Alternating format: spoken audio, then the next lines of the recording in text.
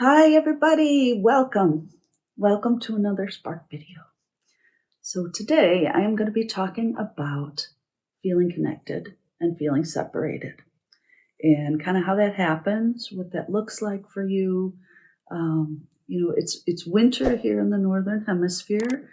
That's a time of kind of going inside, going internal, um, you know, kind of, it can be a great time for self-reflection. Um, but also, on a larger scale with COVID, with all the things that have been happening across the planet, we have really become separated, in a lot of ways, from each other, from ourselves. I think this is a great time to look at what makes you feel connected and what really kind of pushes you into feeling really, disconnected from everything and separated. Things like anger or shame or, feeling not appreciated, feeling unheard. All those things can really cause us to feel disconnected. On the other hand, what brings us to feel, very connected to our world, to the people around us, laughter, joy, feeling heard, being, caring for others, being useful, all those kinds of things. So what is that for you? That's what we're looking at today. What is that for you? So, and we also have Rosie here, who is very interested in participating. She had to be sitting on my lap, as you guys have heard in the past. As soon as I turn on that camera, she's got to be here involved. So, and my cat Camille was just buzzing around and knocking the camera, and she does not like to, she's a rescue. So is Rose, but Camille does not like to be lifted. She just wants to watch and let you know she's here. So anyway, but they want to be connected today. So let's take a look at, what makes us feel connected and what makes us feel separated from those around us and the world around us and our spiritual selves. Okay, here we go. Let's take a look. Okay, so you know how I always make a visual of some sort.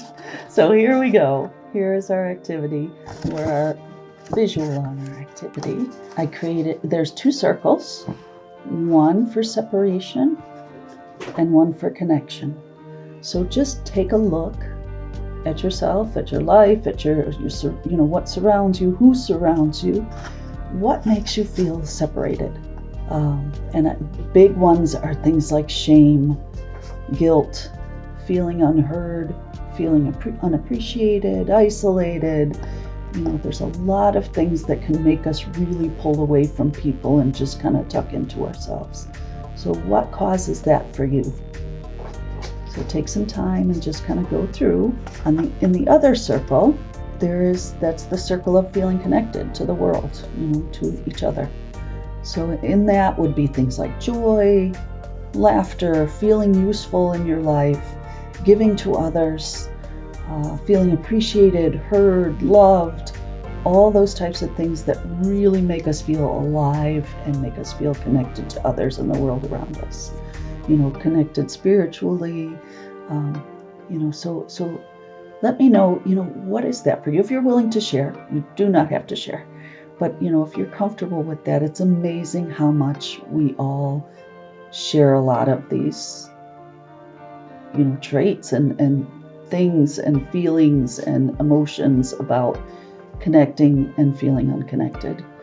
Even when you can think of the person that you feel disconnected from the most, where you're like, oh my God, I could never even speak to that person, you will find when you get inside them that some of the things they fear the most, that disconnect them the most, are very similar to, at a base level, to things that may make you feel the same way. So, I thought this would be a great activity and a great time to kind of take a look at it. So you notice those two circles come together, and that space where they come together, how does that happen? So if you're feeling unappreciated, what types of things have happened in your past where you have felt appreciated?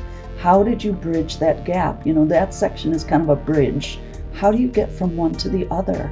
How do you get from, feeling shame, feeling, isolation? How do you get to that place of connection?